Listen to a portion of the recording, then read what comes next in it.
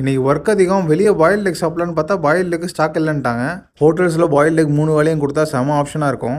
Day 59 of weight loss challenge. காலையில் work அவுட்லாம் முடிச்சுட்டு வீட்டுக்கு வர வெளில பார்த்தா திருப்பி பைக் பிரச்சனை கொடுக்குது. சர்வீஸ் வரணும். இவனை சர்வீஸ் விடுறதுக்கே நான் தனியாக சம்பாதிக்கணும் போல. அப்படியே வந்து குளிச்சு ரெடி ஆகிட்டு சமைச்சிட்டு சாப்பிட உட்காந்துச்சு. பிளேட்டில் எடுத்து வச்சு வர ஷெட்யூல் கொஞ்சம் மோசமாக போகுது. ஃபிக்ஸ் பண்ண சீக்கிரமா சாப்பிட்டு முடிச்சுட்டு அப்படியே ப்ரிப்பேர் பண்ண மீலை பேக் பண்ணிட்டு ஆஃபீஸ் போயாச்சு.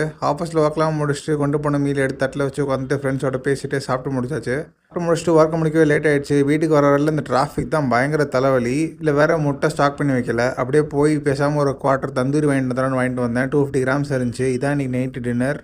கூடவே நம்ம எப்பயும் எடுக்கிற சாலட் எடுத்துக்கிட்டாச்சு. ப்ரோட்டீன் கோல் ஹிட் பண்ணுற கஷ்டப்படுற எல்லாத்துக்கும் ஒரு ஹேக் சொல்கிறேன். தந்தூரி சிக்கனை லோ ஆயிலாக போட்டு கேட்டு வாங்கினீங்க அப்படின்னா அதை விட பெஸ்ட் ப்ரோட்டீன் சோர்ஸ் இருக்காது. ட்ரை பண்ணுங்கள். அப்புறம் ரொம்ப சாரி, நான் டே 60 வந்து வெயிட் ரிவீல் பண்ணியிருந்தேன். ஆனால் இப்போ அதை வந்து டே 65 மாற்றுறேன். ஏன்னா வெயிட் இன்னும் பெருசாக மாறல. அதனால் டே 65 வரைக்கும் ப்ளீஸ் வெயிட் பண்ணுங்கள். இந்த லாஸ்ட் 1 வீக்கில் கொஞ்சமாக கேலரி கட் பண்ண போகிறேன். காப்ஸ்லேருந்து அவ்வளோதான். நம்ம பேஜை 600 பேர் ஃபாலோ பண்ணியிருக்கீங்க. Thanks a lot. ரொம்ப நன்றி. நாளைக்கு பார்ப்போம். அப்புறம் இது உங்களுக்காக ஓவரால் கேலரி கவுண்ட்டு. பை.